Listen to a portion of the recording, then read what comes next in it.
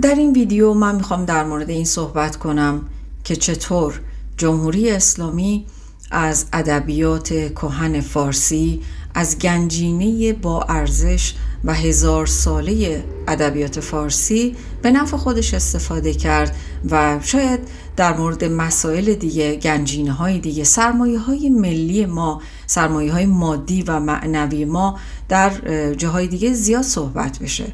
در مورد اینکه پول نفت و گاز ما کجا میره، در مورد اینکه این همه معادن ما وقتی استخراج شده به کجا رفته، اشیایی که گم شدن به تاراج رفتن، اینکه میان از ابنیه تاریخی تکه هایی رو میکنن میفروشن، همه اینها زیاد صحبت شده. اما در مورد اینکه چطور جمهوری اسلامی از ادبیات کهن فارسی برای خودش استفاده میکنه خب کمتر صحبت شده و این شاید به نظرم امر مهمی باشه که به ما کمک بکنه که یه مقدار بیشتر و یا وسیعتر به اصطلاح جریانی که بر ما گذشت و این تاراجی که در این چند دهه اتفاق افتاد بتونیم صحبت بکنیم. من رکسانا حمیدی هستم و این کانال نوشتن و شکستن هست. خب با توجه به اینکه من در این کانال بیشتر سعی میکنم از ادبیات معاصر صحبت بکنم، از رمان صحبت بکنم، از زنان یاد بکنم، از سیاست حرف بزنم، اما با توجه به اینکه خب من در رشته ادبیات فارسی درس خوندم سالها، فکر میکنم چیزهایی رو که برای من شاید مهم باشه و بهش پرداختم، توجه کردم، شاید خیلی در موردش صحبت نشده. در مورد این کمتر صحبت شده که مثلا چطور جمهوری اسلامی از فردوسی شاهنامه به نفع خودش استفاده کرده و این امریه که من سعی میکنم در این ویدیو توجه شما رو به اون جلب بکنم. وقتی ما صحبت از ادبیات کهن فارسی میکنیم، خب بسیاری از نامها به نظر ما نامهایی هستند که در فرهنگ ما خیلی شاخص هستند.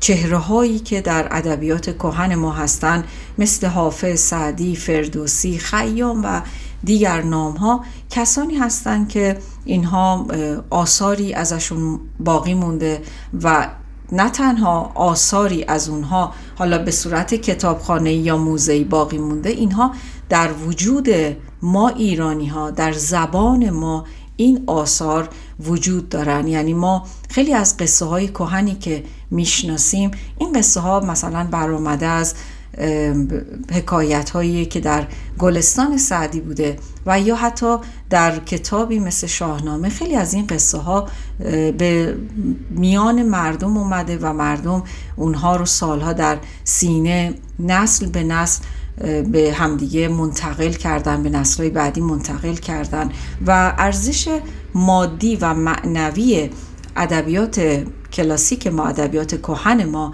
بسیار شاخص هست، به این عنوان که در مقابل ادبیات کهن جهان وقتی قیاس میکنیم میبینیم ما از دایره ارزشمندی برای به اصطلاح اون مفاهیم انسانی برخورداریم. درس ها و یا تصاویر، قصه ها، حکایت ها. شما کتاب مثنوی رو که باز میکنید سرشار از قصه هاییه که در اونها پیام هایی برای انسان وجود داره و همون داستان ها، همون حکایت ها رو ما به شکل مدرن شده، به شکل امروزی شده باهاش سر و کار داریم. و یا در شاهنامه وقتی که از اون جریان اسطوره‌ای اون که بیایم بیرون و به شکل امروزی نگاه بکنیم، در مورد مثلا فریدون، در مورد ایرج، در مورد گشتاسپ یا هر چهره‌ای که در شاهنامه هست، وقتی که با کمی اغماض اون رو بررسی میکنیم میبینیم که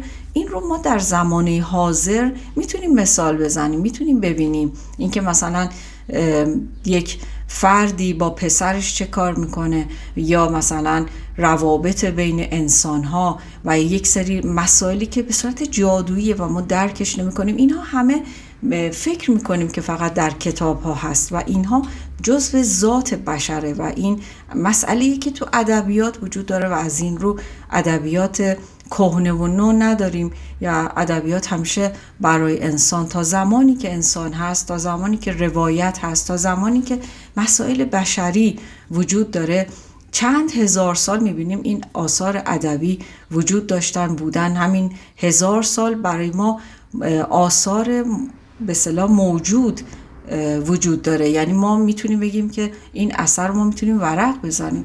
شما آثار مثلا نثر ما رو که نگاه بکنید، کتابی مثل تاریخ بیهقی رو که نگاه کنیم، خب ما این مال 1000 سال پیشه.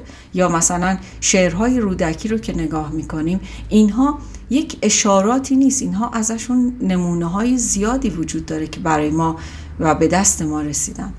خب ما در طی این 47 سالی که بر ما گذشت، اتفاقهای زیادی در ایران رخ داد. شما نگاه بکنید، بسیاری از کسانی که پژوهشگر ادبیات بودن، شاعر بودن، نویسنده بودن در ایران، یا کنار گذاشته شدن یا اخراج شدن از حالا اون محل کاری که داشتن، حقوقشون قطع شد و یا حتی به زندان انداخته شدن. خیلی ها رو که کشتن و خیلی هم که خب گفتم همونطور که میدونیم ما خیلی ها از ایران فرار کردن و بدون اینکه هیچ گناهی داشته باشن و به عنوان یک پژوهشگر، به عنوان یک هنرمند، به عنوان یک فرد ادیب از ایران رفتند. خب اتفاقی که افتاد در این سالها وقتی نگاه میکنیم، جمهوری اسلامی ادبیات معاصر رو کنار گذاشت. ادبیات معاصری که مثلا کسانی توش بودن مثل شاملو، مثل فروغ فرخزاد، مثل کسی مثل صادق هدایت یا جمالزاده، همه اینها در حالا داستان، در شعر، اینها در جمهوری اسلامی تا سالهای سال نه اسمشون مجاز بود برده بشه، نه کارهاشون منتشر میشد و ما میدونیم که این کارها اصلا کارهای به صورت غیر قانونی فروخته می شدن. این کاست هایی که وجود داشتن همه غیر قانونی بودن و حتی میتونستن برای فرد ایجاد بحران بکنن که اگر مثلا یک کتاب شاملو داشته باشه یا یک شعری از این شاعران و یا اینکه مثلا از هدایت نام ببره. اما طی زمان ما دیدیم که جمهوری اسلامی از ادبیات کهن استفاده کرد، بهره برداری کرد. یعنی اومد نگاه کرد، خب گفت خیلی از این متون توش نام قرآن اومده، توش احادیث روایت شده. در این مثلا متون که ما نگاه میکنیم بحث عرفان وجود داره، بحث اسلام وجود داره و میشه از این متون استفاده کرد. یک جاهایی رو ازش حذف کرد، یک جاهایی رو ازش سانسور کرد و بقیه اون بحث رو میشه ازش بهره برداری کرد و به اصطلاح روش مانور داد. به این معنا که شما نگاه بکنید ادبیات کهن ما به شکل مثلا مقایسه‌ای، به شکل انتقادی، به شکل تحلیلی بررسی نمیشد، به شکل یک پکیج دربسته اون رو انتقال بدن. برای همین مثلا ما دیدیم کسی مثل الهی قمشه‌ای این سالهای سال می اومد شعر حافظ سعدی دیگران میخون با شعرهای حالا دوتا خارجی، دوتا اروپایی، دوتا شرقی، دوتا حدیث، دوتا قرآن، اینها رو با هم آمیخته میکرد و مثل یک خطیب می نشست حرف می زد و گویی بیشتر برای تسکین، برای خواب کردن آدم ها، برای اینکه فکرشون رو از اون روزمره‌ای که توش هستن و از اون رنج و تبعیض و فشار و فقری که توش هستن به سمتی ببرن که معنویت خوبه و معنویت مهمه و شما بیاین برگردین به متون کهن ما و اینها رو توش اونجا میبینین. از این شکل که بخوایم نگاه بکنیم ما سلسله سخنرانی های زیادی دیدیم که کسانی اومدن سخنرانی میکردن، زن و مرد، به عنوان خطیب، به عنوان اینکه مثلا قصه های مثنوی رو درس بدیم و یا مثلا اشعار حافظ رو بخوایم بگیم یا در مورد سعدی حرف بزنیم و همه اینها. ضمن اینکه ما کنفرانس های زیادی هم دیدیم برای این مسائل برگزار می شد. در دانشگاه ها دیدیم که خیلی ها تشویق میکنن دانشجوها رو که شما هم برین کارهای تکراری بکنین، برین مثلا عشق در دیوان حافظ یا عشق در مثنوی و یا تضاد عشق و عقل در مثنوی و یا مثلا انسان در گلستان سعدی. یعنی یک موضوعاتی که کلیتش اینها هست، حالا یه خورده جزئی تر که بخوایم نگاه کنیم ولی کلیتش این هاست و بارها و بارها همه این استادان که شما نگاه میکردین تشویق میکردن. یعنی غالب بحث بر این بود که کارهای تکراری انجام بشه. مسلماً بودن استادانی که نگاه‌های مدرن داشتن، کسی مثل دکتر شفیع کدکنی تا به هر حال اواسط حالا میتونم بگم دهه 70 و یا اوایل دهه 80 باز نام مثلا چند نویسنده قبل از انقلاب رو میبرد توی کلاساش، مثلا از صادق چوبک و یا بحثای دیگه رو مطرح میکرد. ولی خب زمان به زمانشون هم به نظر من به یه شخصیتی تبدیل شد که همه ایشون رو ستایش بکنن، تحسین بکنن، ذوب بشن در ایشون و اصلا اون چهره منتقدانه ایشون به نظر من کم کم تغییر کرد. اما در دانشگاه ها استادانی که بودن خب خیلی استادان بودن که بحثای مدرن رو هم توجه داشتن، کسی مثل دکتر سیروس شمیسا و یا مثلا دکتر تقی پورنامداریان در بین استادهای ادبیات اینو خدمت شما میگم که کسانی بودن که روی این موضوعات دانشجو رو هل میدادن که بحثای پژوهشی رو کار بکنن، بحثای مدرن رو یاد بکنن و خودشون هم اینها رو تو کلاساشون ازش مثال میزدن، از رمان مثال میزدن، از شعرهای معاصر و کسانی که قبل از انقلاب بودن یاد میکردن. یا حتی دکتر حمیدیان مثلا من یادمه که ایشون یاد میکردن. حالا به هر حال این تجربیات خودم رو خدمتون دارم میگم. اما یک مسئله‌ای که میمونه اینه که ما دیدیم که زمان به زمان جمهوری اسلامی به این نتیجه رسید که کلاس‌هایی، دوره‌هایی برگزار بشه، سخنرانی‌هایی درست بشه و یا حتی مثلا یک مرکز پژوهشگاهی باشه که اینها روی ادبیات کهن متمرکز باشن، نه به این شکل که بیان ببینن ادبیات کهن برای امروز ما چه ازش میتونیم برداریم و چه چیز رو بر نداریم، چه چیزی از این میتونه مای انسان معاصر رو، ما ایرانی معاصر رو به سمت جلو ببره، چه چیزهایی میتونه از این به درد انسان امروز بخوره و چه چیزهایی رو میشه تعویل کرد، تحلیل کرد و نه اینکه اونها رو به صورت به اصطلاح فریز شده اونها رو ورداریم بندازیم تو زندگی امروز. اما کاری که جمهوری اسلامی کرد این بود که ما قرار نیست تحلیلی بکنیم به شکل تحلیل انسانی که روی زمین ایستاده. همه بحثایی که شما نگاه بکنین در مورد عرفانه، در مورد عرفان حافظ صحبت میشه، در مورد عرفان مولوی صحبت میشه، نه اینکه نداشتن، اما اونها انسانهایی روی زمین بودن. در مورد کسی مثل فردوسی شما نگاه کنین، فردوسی در روزگاری زندگی میکرد مثل روزگار حالا که به هر حال یک حکومتی وجود داشت، حکومت غزنوی، محمود غزنوی، و اون مشروعیت خودش رو میخواست از جایی مثل دربار خلفای بغداد پیدا بکنه، خلفای عباسی پیدا بکنه. و ما توی داستانهایی که در کتاب بیهقی اومده که همزمان بودن، هم دوره بودن، میتونیم متوجه بشیم که چجوری اینها به دروغ و دغل میخواستن هر کاری رو که انجام میدادن، هر کار خطایی که انجام میدادن بگن که خب این خلفای عباسی دستورش رو به ما دادن.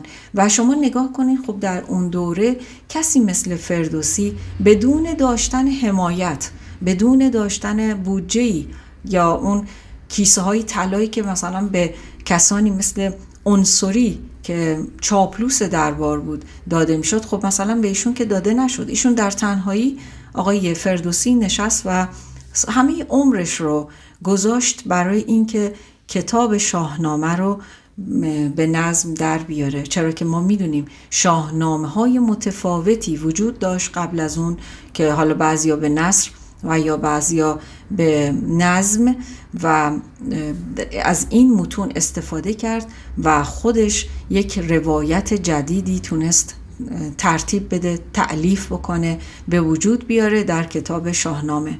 و این ارزش کار به این معناست که فردوسی ایده و نگاه خودش رو وارد کار میکنه. یعنی وقتی که صحبت میکنه، وقتی که داره اون داستانها رو پرورش میده و میسازه، از ایده های درونی خودش، از نگاه های منتقدانه خودش هم اونجا نشانی هست، از حرفهای خودش نسبت به ایران نشانی هست، از پرورشی که از اون چهره‌ای که برای رستم درست میکنه ما میتونیم متوجه بشیم که اون کاری که فردوسی انجام داده با کارهایی که در گذشته بوده فرق میکنه. و به این معنا دیگه ما نمیگیم مثلا شاهنامه دقیقی، ما فقط شاهنامه رو، با اینکه این همه شاهنامه وجود داره، ما فقط شاهنامه رو به نام فردوسی میشناسیم.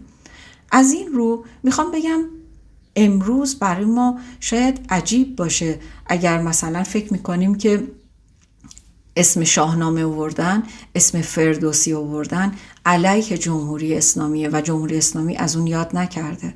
اما اشتباهه. جمهوری اسلامی از شاهنامه هم استفاده کرد.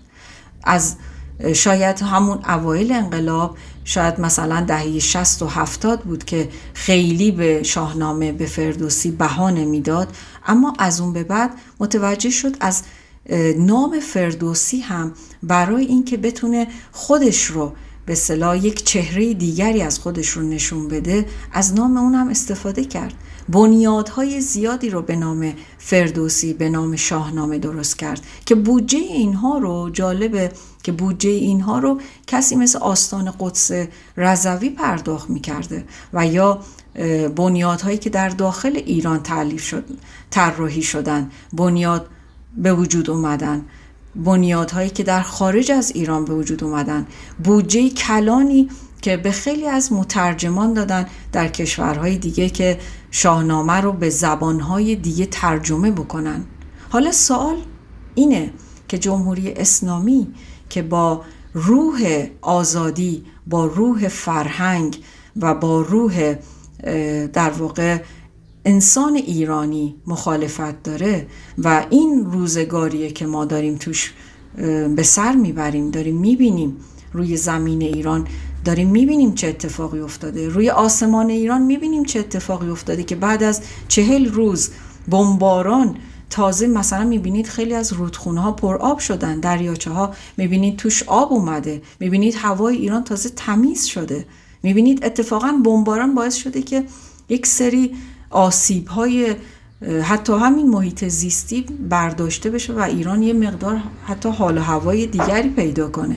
خب چجوری هست که بعد از این تجربه 47 ساله، بعد از اعدام ها، بعد از مهاجرت عجیب و غریبی که از ایران اتفاق افتاده و مردم زیادی از ایران رفتن، بعد از ویرانی های بسیاری که جمهوری اسلامی بر سر ما آورده، بعد از دگرگونی روح ایرانی، روان ایرانی، اون وجود ایرانی که ما داریم الان میبینیم، چجوریه که ما فکر کنیم جمهوری اسلامی طرفدار فردوسیه، طرفدار فرهنگ، طرفدار شاهنامه است؟ چرا ما باید فکر کنیم که کسی مثل جمهوری اسلامی علاقه داره به فرهنگ؟ من میتونم این رو بفهمم که در همین دوران هم کسانی وجود داشتن که با وجود همین به اصطلاح سیاست‌های مخرب جمهوری اسلامی خواستن یک کار جدیدی رو انجام بدن، یک خدمتی رو انجام بدن و اتفاقی و شاید به اهداف دیگه جمهوری اسلامی خواست از این حرکت‌ها حمایت بکنه. اما این واقعا یک امر مداوم نیست. ما میدونیم که در جمهوری اسلامی خیلی از افراد به ذات خودشون، به فردیت خودشون یه کارهایی رو پیش بردن، اما این که ما میبینیم یک بنیادی رو جمهوری اسلامی تأسیس میکنه برای فردوسی، برای سعدی، برای شاعران دیگه، برای ما قابل درک نیست. به این معنا که اگر توجه نداشته باشیم به مسئله توتالیتاریسم، نمیتونیم متوجه بشیم که چرا جمهوری اسلامی داره پول خرج میکنه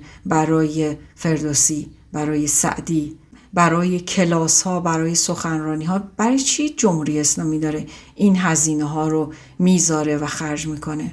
آیا در کنار این بنیادهایی که داره به اصطلاح اطراف جهان درست میکنه به نام فرهنگ، به نام ادبیات ایران، به نام فرهنگ کهن ایران، آیا پولشویی داره رخ میده؟ آیا مثل همون کنسرت هایی که یه دفعه شما میدیدید مثلا یه خواننده از ایران میره آمریکا و در کنارش میتونن ارقامی رو پیدا بکنن که بعد متوجه میشدن اصلا اون کنسرت یک پوشش ظاهری بوده برای اون پولشویی، برای جابجا کردن پولهایی که جمهوری اسلامی ممنوعیت داشته و یا تحریم های اجازه نمیداده میخواسته جابجا کنه. این پولها داره جابجا میشه و اون بنیاد فرهنگی، اون به اصطلاح کنسرت، یک نمایش ظاهری بوده.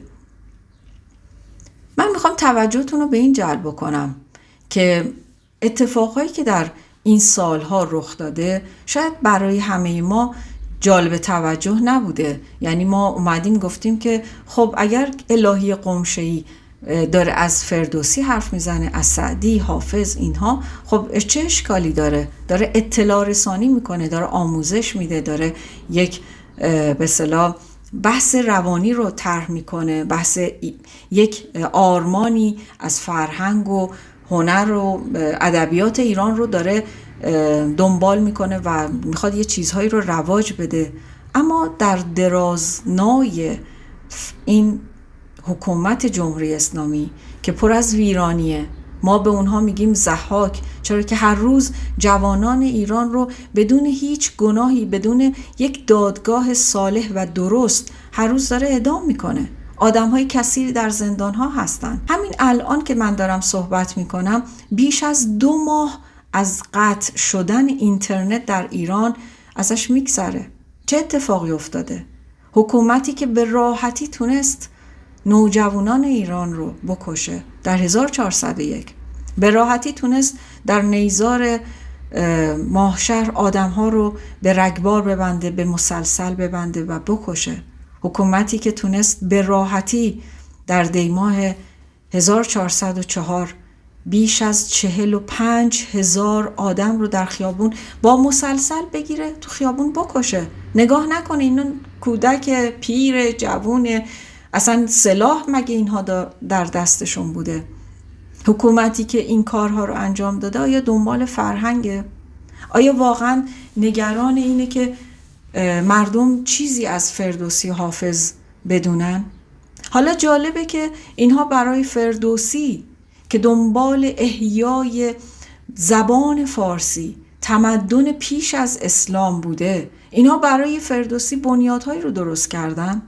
در خارج از کشور من دیدم خردسرای فردوسی که در سراسر دنیا چندین شعبه داره. کسانی از استادان داخل کشور میبینین میرن در این به اصطلاح بنیادها سخنرانی میکنن و همه میگن خب اینا فردوسیه دیگه، چه اشکالی داره؟ فردوسی علیه جمهوری اسلامیه. پس پول و بودجه اینا از کجا میاد؟ اینا بودجهشون رو از کجا میگیرن؟ این بودجه هایی که در این بنیادها داره خرج میشه آیا غیر از اینه که از جمهوری اسلامی میاد؟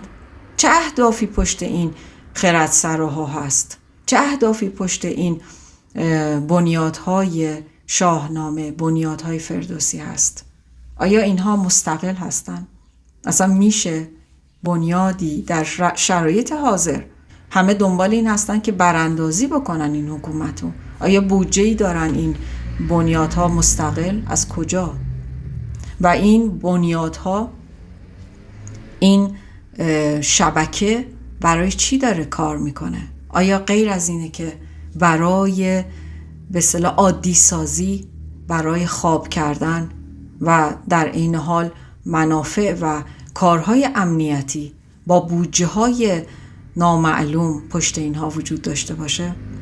حالا در مورد فردوسی شما نگاه کنین، کسی باورش نمیشه و خیلی ها فکر میکنن 2 تا بیت فردوسی میخونن دارن با جمهوری اسلامی مبارزه میکنن. این در مورد فردوسی اتفاق افتاد. در مورد سعدی هم همینطور. بنیادی به نام سعدی تأسیس میشه در شیراز و افرادی که در این بنیاد هستن بیشتر در خدمت پولشویی برای جمهوری اسلامی کار میکنن. میبینید مثلا یک مجالسی میذارن با اروپا، با مثلا کشورهای دیگه در مورد سعدی و یک شاعر دیگه. در روسیه چقدر این کارها انجام میشه و اینها رو پوشش میدن، خیلی اطلاع رسانی میکنن. مؤسساتی مثل شهر کتاب میبینین از این به اصطلاح حرکت ها حمایت میکنه، اینها رو خیلی بازنشر میده، بزرگترش میکنه. کسی مثل علی دهباشی در بخارا از این رفتارها حمایت میکنه، اینها رو به هم، اینا شبکه‌ای به هم وصلن.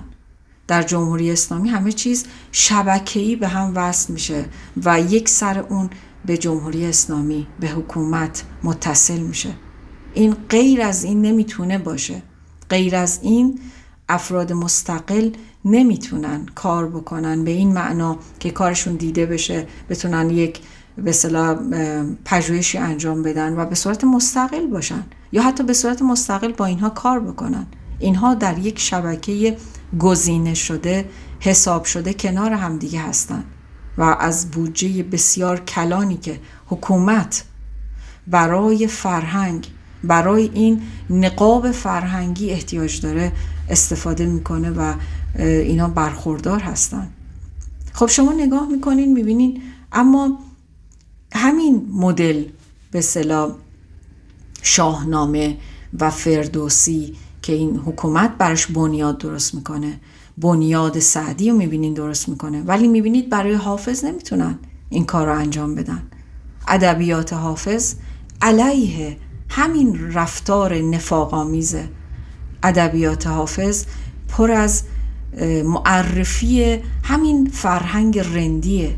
نمیتونن از حافظ استفاده بکنن، چرا که حافظ از واعظان یاد میکنه، از مزوران یاد میکنه، از این کسانی که برای دین کار میکنن و به خلوت میرن همه کار میکنن، از اونا یاد میکنه، از این کسانی که حد میزنن، کسانی که نفاق و ریاکاری دارن یاد میکنه و از این یاد میکنه که آیا سرانجامی هست؟ مثل خیام هم همین نگاهو داره، آیا سرانجامی هست؟ یعنی اینها با بنیاد روحی و روانی انسان ایرانی کار دارند و فقط قصه رو روایت نمی کنن. کاری که شاهنامه میکنه بسیار ارزشمنده، مهم هست در تاریخ و فرهنگ ما، ولی جمهوری اسلامی میتونه از این استفاده بکنه. به یاد داشته باشین ما داستان ضحاک رو داریم و در شرایط حاضر جمهوری اسلامی از به عنوان یک ضحاک زمانه، ضحاک ماردوش که جان جوانان ایران رو میگیره و برای عمر خودش از هر کاری فروگذار نمیکنه. خب ما همه اینا رو میبینیم در شاهنامه، همه اینا پرده برداری شده، صحبت شده، اما همین جمهوری اسلامی به عنوان یک حکومت توتالیتر از این میتونه بهره برداری بکنه، اما از حافظ نمیتونه. شاید بیان کلاس های حافظ بذارن، شاید در نهایت دوره‌هایی برگزار می‌شده و اینها، اما جان وجودی حافظ دقیقاً انگوش میذاره روی شخصیت جمهوری اسلامی، شخصیت مزور و این آخوندها، این ملایانی که همه کاری رو انجام میدن و این ریاکاری شدیدی که در رأس حکومت وجود داره و این نفاق و این فسادی که اینها دارن. چون حافظ یک شاعر سیاسیه، حافظ از یک دورانی با ما صحبت میکنه که برای ما آشناست. برای خوردن یک جرعه شراب آدمها رو حد میزنن، شراب خانگی رو مطرح میکنه، همه اون چیزهایی که ما در این چند دهه تجربه کردیم. اما در مورد شاهنامه میتونه بگه که خب اینا یک قصه های قدیمی کهن بوده و دورش گذشته و فردوسی اومده این قصه های کهن رو احیا کرده. خب میخوام بگم که این رو نمیتونیم مطرح بکنیم که فردوسی یک جایی قرار داره که حکومت جمهوری اسلامی نمیتونه ازش استفاده کنه. حکومت جمهوری اسلامی با فردوسی مخالفه، با شاهنامه مخالفه، حتی اگر وجوداً مخالف باشه که هست، اما میتونه از اون بهره برداری بکنه. بنابراین هر جایی که اسم فردوسی رو دیدیم نباید خواب بریم. هر جایی که دیدیم یک به اصطلاح تابلویی زدن و گفتن اینجا فردوسی، اینجا شاهنامه، این دلیل نمیشه که علیه جمهوری اسلامی باشه. ذات جمهوری اسلامی که یک ذات توتالیتر مذهبیه، از هر چیزی میتونه بهره برداری بکنه برای بقای خودش. این رو باید بهش توجه داشته باشیم و اون امری که جمهوری اسلامی اومده ازش استفاده کرده با ادبیات کلاسیک، این امر مهمیه، امری که ما باید به اون توجه داشته باشیم برای فردای ایران.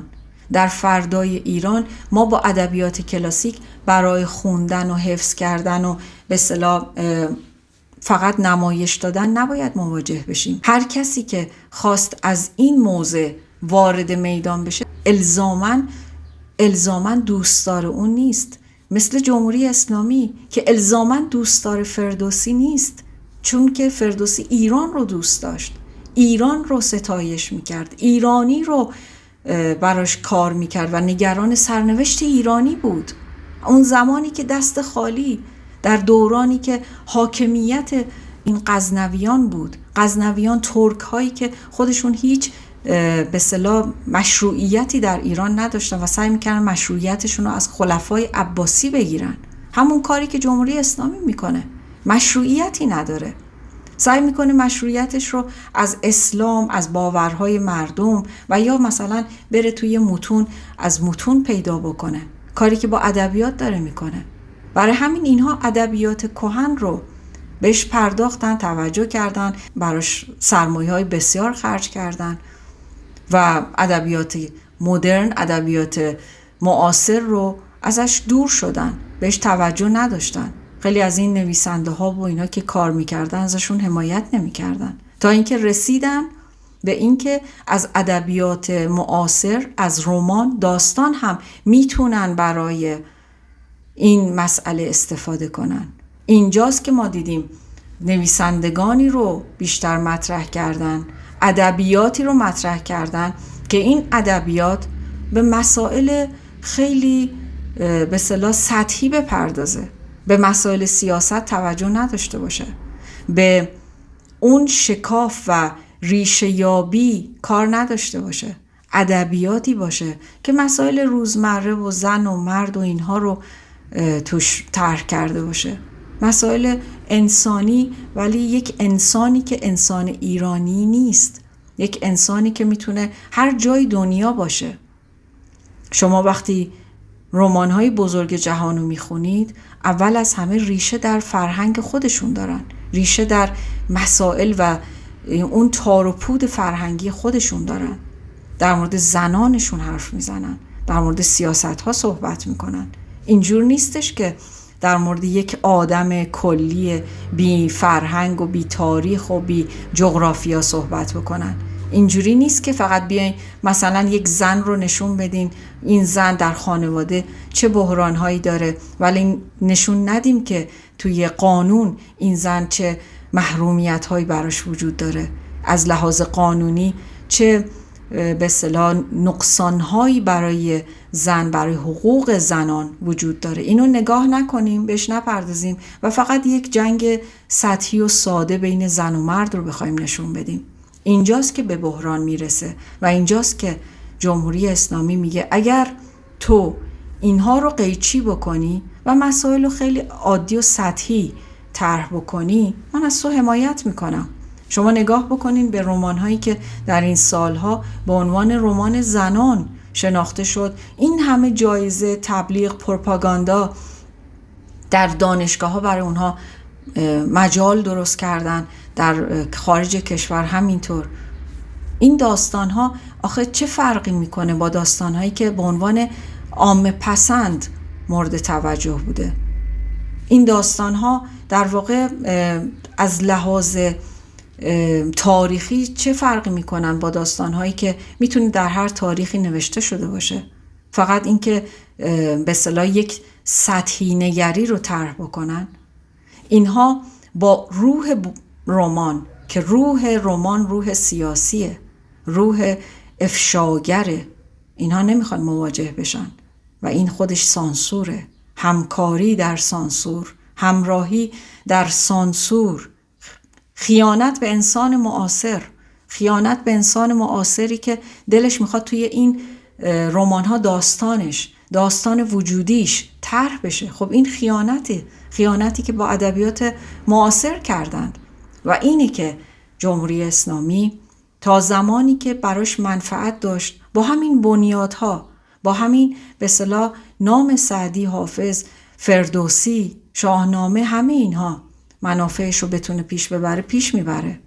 اون زمانی هم که نیاز باشه از ادبیات معاصر، از رمان، از داستان استفاده میکنه برای اینکه مسائل گم بشه در روایت‌های پراکنده، در روایت‌های منحرف.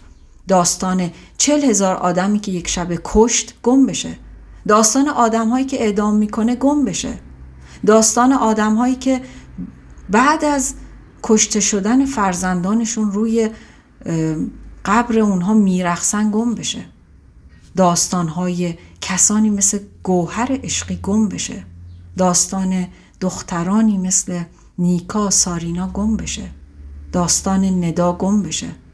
و این کاریه که ادبیات باید انجام بده ورای تاریخ. این بحث تاریخ نیست، بحث روایته، بحث روایت که باید وفادار باشه به تاریخش، به جغرافیاش.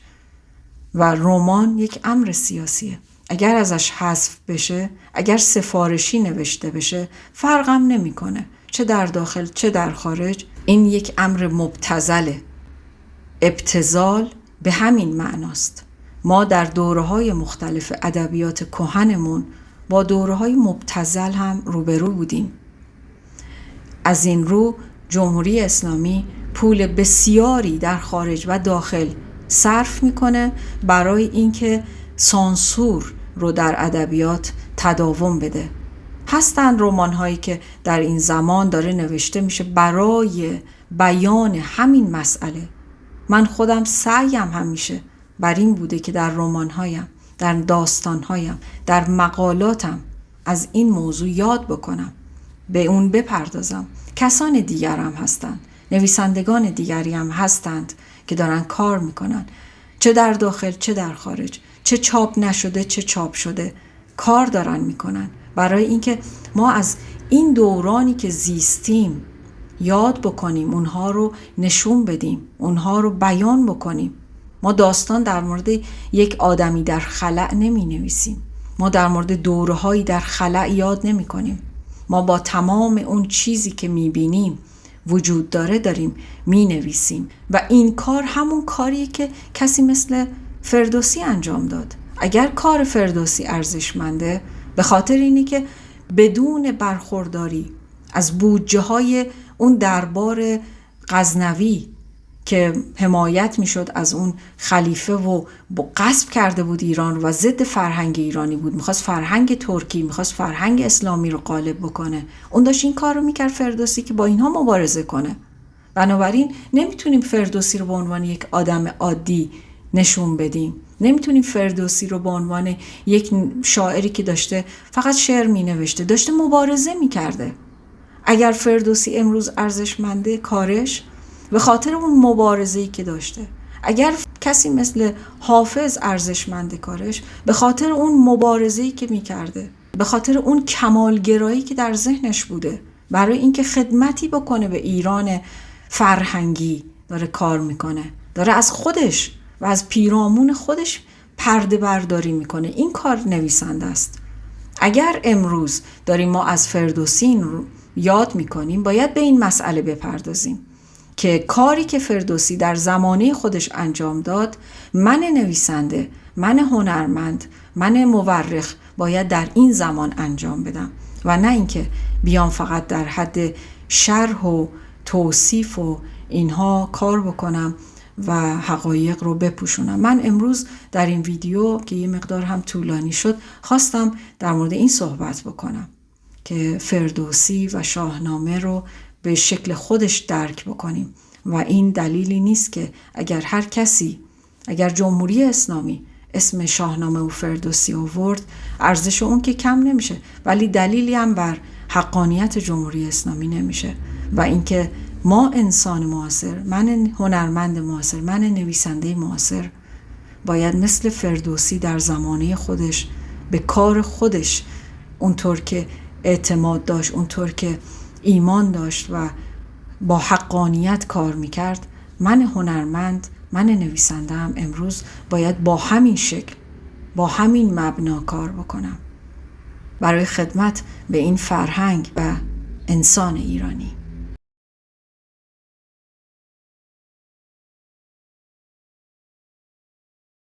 اگر این ویدیو رو دوست داشتین لطفاً سابسکرایب کنین، به دوستانتون پیشنهاد بدین، این ویدیو رو لایک بکنین، کامنت بذارین و کمک کنیم به همدیگه، تشویق کنیم همدیگه رو که این مسیر ادامه پیدا بکنه. حرفهای متفاوتی زدن در مورد فرهنگ، هنر و ادبیات ایران امر مهمیه که من فکر میکنم هر کس به سهم خودش باید روی این موضوع کار بکنه.